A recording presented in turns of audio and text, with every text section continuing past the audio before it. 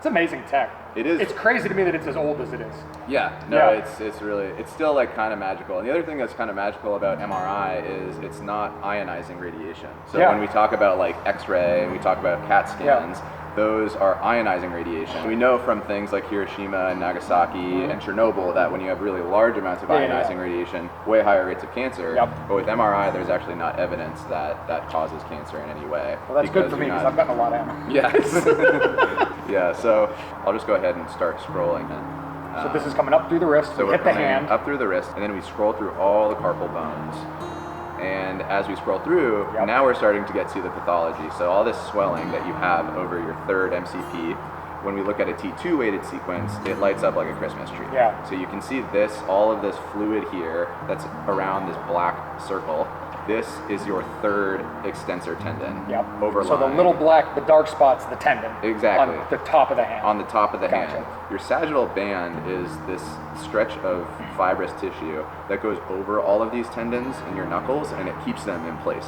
So the idea is it keeps that tendon in alignment on the back of the hand. Yes, it keeps it on the knuckle, and if you have disruption of that, then the tendon can kind of slip and slide. So these tendons live in a sheath as well, and it's a potential space that when you get fluid in it, then it kind of goes all over the place and can be really painful when you're, flexing your knuckles and you're trying to throw punches.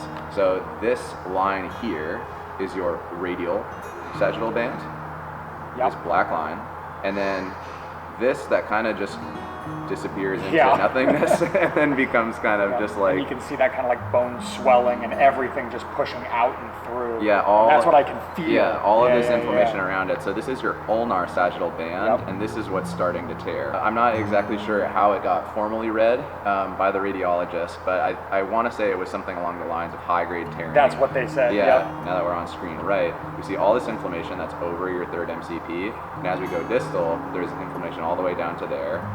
And then as we come proximal, back towards your wrist, the inflammation also goes all along your metacarpals this way too. That inflammation goes like all the way to the base of my thumb. There's nowhere for it to go. It has to propagate along the tendon. So what it does is rather than kind of intersperse widely like this, it goes up and down the hand almost like along a highway. So history is always important. So knowing that, if you're throwing good punches, you're making contact there. Yeah, so I was flattered. They said if you get this injury on the fifth and the fourth knuckles, this is an amateur boxing injury. If you get it on the third and the second knuckles, this is a professional boxing injury.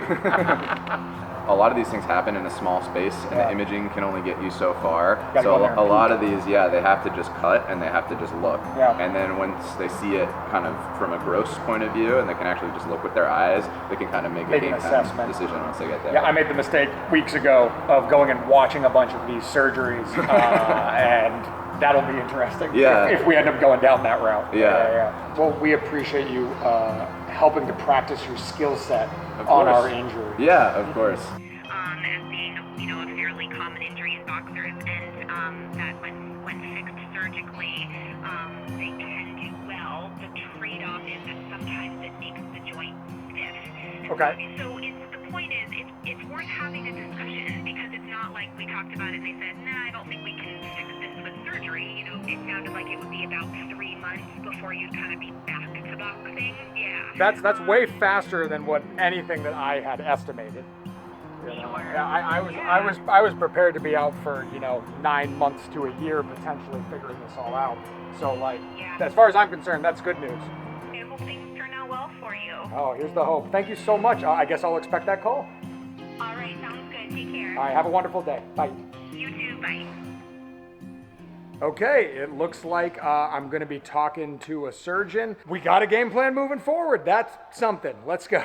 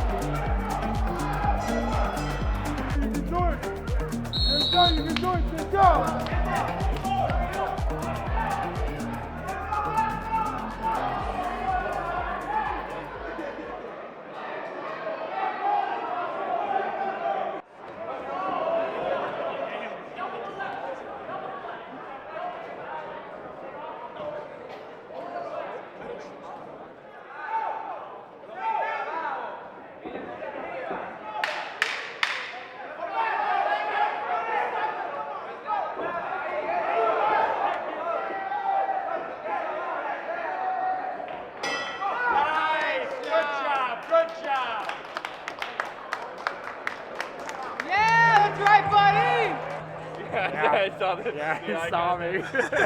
The big smile. How you doing, big man? Gentle.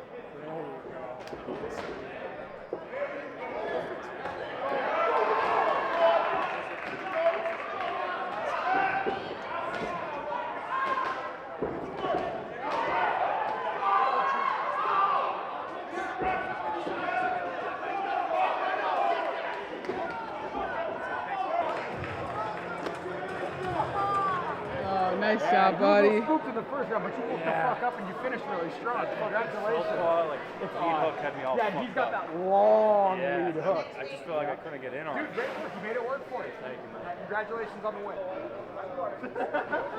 Joe Anthony, congratulations. Dude, Appreciate you, man. awesome. Thank you Good so job. much. Keep training hard. Yeah, thank you. Yeah. Cool.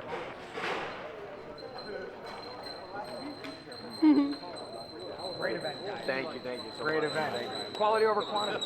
Yeah, it's a good fight. And honestly, that was like, a ton of fun. being Anthony dead by finished strong. 9:30. Dude, isn't that nice? Yeah. We're out of here. Gentle. Great show. Like I said, that was awesome. Everything was Good job, split. Matt. It was like legit. Yeah. Everything was and split. It was actually like legit. merited. Yes, with exactly. one notable exception. Relax. But yeah, I like that you whispered this side of the camera. Yeah, well. What a great day. Very educational, but we'll talk about that when we break down the fights.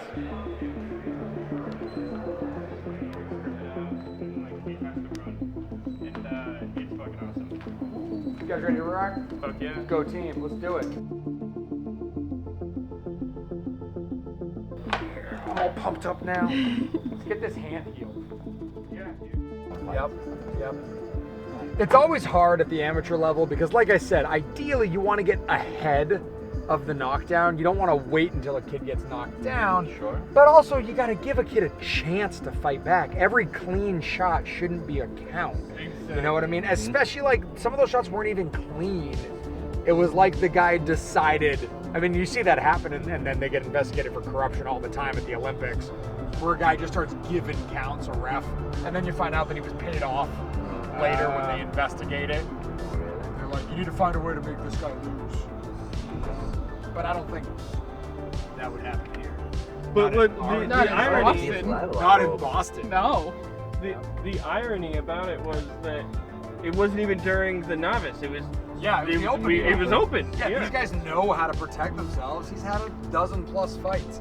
You know what I mean? Mm-hmm. Yeah. Yeah, so yeah, that was kind of a bummer. But overall, I thought it was a fun night.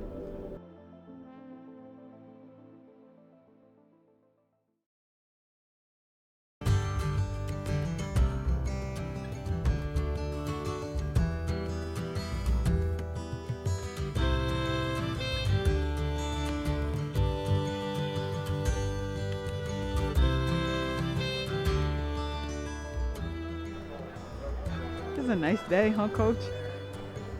Might be one of the last nice days up here in Vermont. Gotta enjoy it while you can.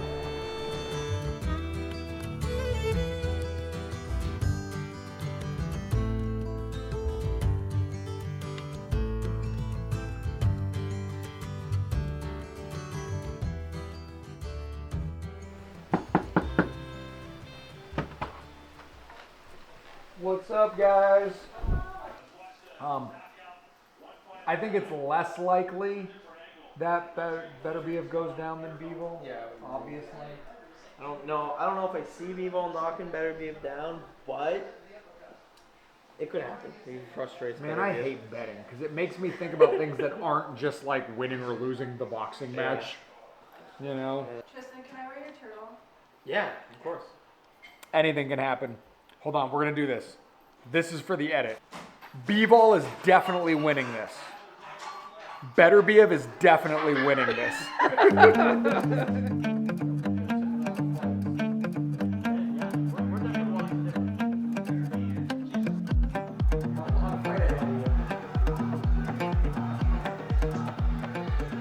You can really see why Better BF hits so hard.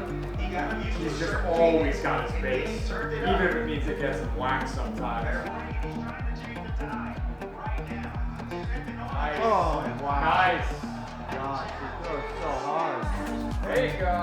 There you go. Nice right hand over the shoulder. Whoa. Nice left hook. Nice. Oh! Never been around for the first time in a minute. There we go. I hope Archer realized the value of the body shots there because he hit him twice to the body and all of a sudden he stopped moving his legs so well for a second after that.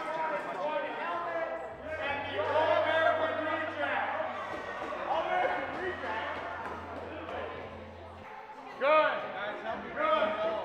All right, folks, here we go. 3, 2, 1, go.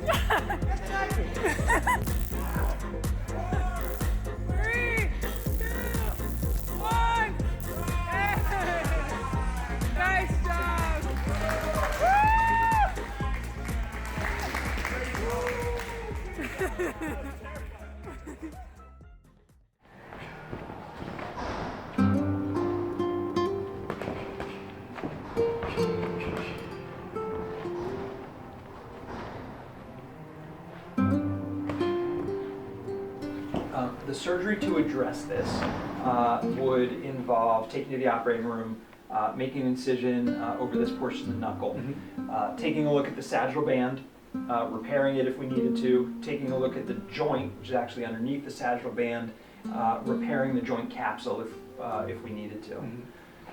Closing you back up. Afterwards, you have a bandage and a splint for about 6 weeks. Initially for about 10 to 14 days. Gotcha. And then we take the stitches out, put you in a different splint that you're in for usually 2 to 4 weeks. Gotcha. The biggest risks for you as a boxer, really, there's a couple. Number one, it's stiffness of the joint. Yep. And so obviously, people scar, people heal in different ways. Not being able to bend that joint all the way down would be problematic for you. True. That is a risk that can occur. Yep. That we may be able to mitigate with therapy. Yeah. But even with therapy, sometimes people end up with permanent stiffness of the knuckle. Where you've got the knuckle stuck forward like this. Correct. Doesn't flex all the way that you would want it to in order to be able to punch well. As somebody that's man, it's so hard. I know. You know. Yeah, I think this is very important to me. This is my entire livelihood. I own a gym. I make all of my living as a boxer. So like, yeah, I think that we need to get the sagittal band repaired. You need to get in there and look at that joint. Yeah. That's my feeling. If it's up to me, which it is, that's my feeling on it. Yes. Yeah. Which it is. Okay.